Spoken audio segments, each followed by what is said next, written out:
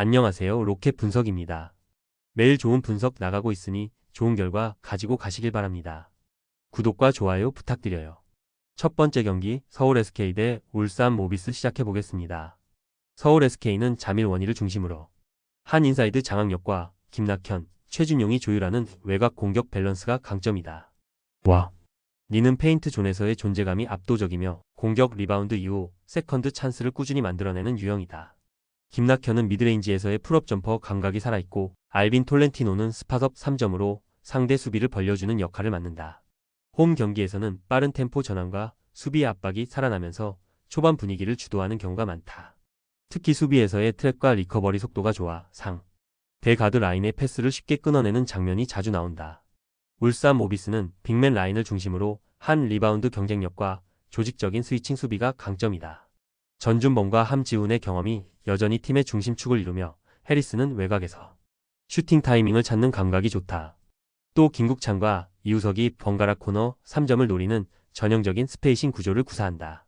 다만 원정 경기에서는 템포 유지가 관건이다.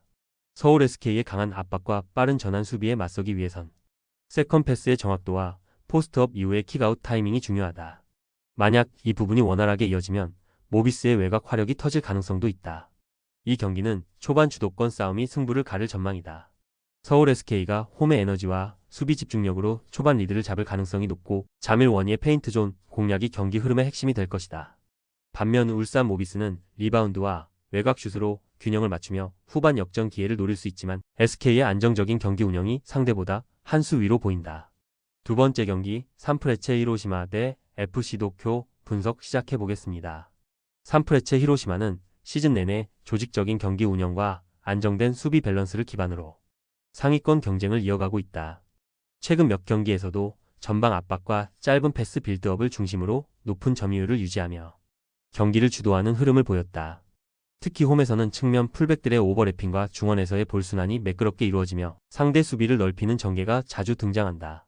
에사카 아츠키와 모리시마 츠카사가 중심을 잡고 있고 공격진에서는 나카무라, 케이토의 활동량과 연계 능력이 빛난다. 다만 상대 역습 시 뒷공간을 허용하는 경우가 있어 전진 수비 타이밍이 경기의 안정성을 좌우할 가능성이 높다. FC 도쿄는 최근 하위권에 머물러 있지만 여전히 빠른 역습 전개와 측면 돌파에서 잠재력을 보여주고 있다. 특히 아다이 우튼과 마츠키 야마토를 중심으로 한 전환 속도는 히로시마의 하이라인 수비에 균열을 낼 수 있는 무기다. 문제는 경기 운영의 안정감이다. 원정에서는 수비 라인이 흔들리거나 중원에서의 압박 탈출이 매끄럽지 실점으로 이어지는 장면이 종종 나온다. 도쿄가 이번 경기에서 승점을 얻기 위해선 중원 압박을 견디며 세컨드볼을 확보하는 것이 필수적이고 세트피스 상황에서 한 방을 노릴 가능성도 크다. 비적으로는 라인을 내리고 역습 타이밍을 노리는 형태가 유력하다. 이번 맞대결은 리그 순위와 팀 완성도 모두에서 산프레체 히로시마 쪽으로 무게가 조금 더 실린다. 히로시마는 홈에서 안정적인 경기 운영을 바탕으로 점유율을 유지하며 꾸준히 찬스를 만들어갈 것으로 보이고 FC 도쿄는 역습 한두 번의 기회를 통해 승부를 걸 가능성이 있다. 전반전에는 히로시마가 압박을 주도하며 주도권을 쥘 확률이 높고 후반 들어 도쿄가 역습으로 반격을 시도하겠지만 히로시마의 수비 조직력이 이를 버텨낼 가능성이 크다. 전반 30분 전후로 선제골이 터질 수 있고 이후 경기 흐름이 히로시마 쪽으로 안정될 것으로 예상된다. 세 번째 경기 비셀고베 대 가시마 분석 시작해 보겠습니다. 비셀고베는 이번 시즌에도 높은 점유율과 짜임새 있는 공격 전개로 리그 상위권을 지키고 있다. 홈에서는 패스의 템포 조절이 매끄럽고 안드레스 이니에스타 이후에도 유지되는 빌드업 중심 축구가 여전히 강점을 보인다. 대체로 중앙에서 경기를 풀어가는 흐름 속에 무토 요시노리와 사사키 유타카가 활발히 움직이며 상대 수비를 끌어내고 양 측면의 윙백들이 폭넓게 전진해 공격 숫자를 늘린다. 수비에서는 토마스 페르난데스와 마리오가 중심을 잡으며 공중볼 대처가 안정적이다. 홈팬들의 열기와 높은 점유율을 기반으로 경기를 컨트롤하려 할 가능성이 크다. 다만 상대가 빠르게 역습 전환을 시도할 경우 수비 라인 간격이 벌어지는 순간적인 틈을 주의해야 한다. 가시마는 전통적으로 강한 압박과 빠른 전환 플레이를 바탕으로 한 실리적인 팀이다. 최근 들어 포제션보다는 효율적인 공격 루트를 택하고 있으며 공격의 핵심은 에베라우드와 다이키 마스모토의 연계다. 중앙에서의 세컨드볼 장악력이 뛰어나고 중원에서의 피지컬 싸움에서도 강점을 보이지만 수비에서는 측면 커버가 다소 불안하다.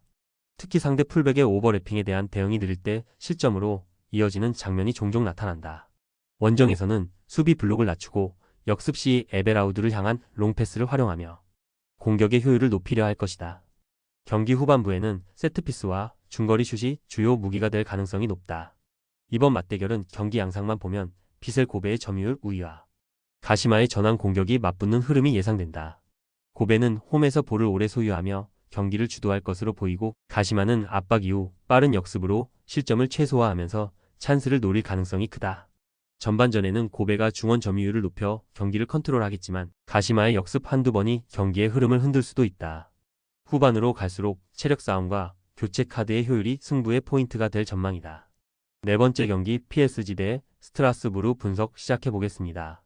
PSG는 최근 리그앙에서 다시금 압도적인 경기력을 보여주고 있다. 음바페를 축으로 한 전방 삼각편대가 완성되며 공수 전환 속도와 공격의 다양성이 한층 향상됐다. 특히 비티냐와 자이르 에메리의 중원 장악력이 안정적이다. 공격 시 전진 패스의 질이 높고 하킴과 멘데스의 측면 오버래핑도 활발하다. 홈에서는 초반부터 상대를 강하게 압박해 경기 주도권을 쥐는 전개가 유력하다. 스트라스부르는 최근 수비 안정화를 위해 라인을 낮추고 빠른 역습을 시도하는 구조를 유지하고 있다. 모티바와 디아라가 중심을 잡지만 상위권 팀을 상대로는 볼 점유율이 크게 떨어지는 경향이 있다. 수비에서의 간격 유지가 관건이며 PSG의 빠른 템포에 맞설 체력과 집중력이 승부를 가를 포인트다. 전반부터 PSG가 점유율을 압도하며 주도할 가능성이 높다. 스트라스부르가 전방 압박을 시도하기엔 위험 부담이 크고 수비적으로 버티더라도 PSG의 공격 루트를 완전히 차단하기 어렵다. 다섯 번째 경기 미들즈브러 대 입스위치 타운 분석 시작해보겠습니다. 미들즈브러는 최근 리그 경기에서 안정된 수비와 중원 압박으로 리듬을 되찾고 있다. 코브른과 매튜옵의 투톱이 적극적으로 움직이며 측면 크로스 전개가 살아났다. 홈 경기에서는 초반 템포를 올리며 상대 빌드업을 끊는 장면이 자주 나온다. 입스위치는 이번 시즌 챔피언십에서 놀라운 상승세를 이어가고 있다. 젊은 공격진의 활발한 움직임이 돋보이고 패스 템포가 빠르며 세컨드볼 장악력이 높다.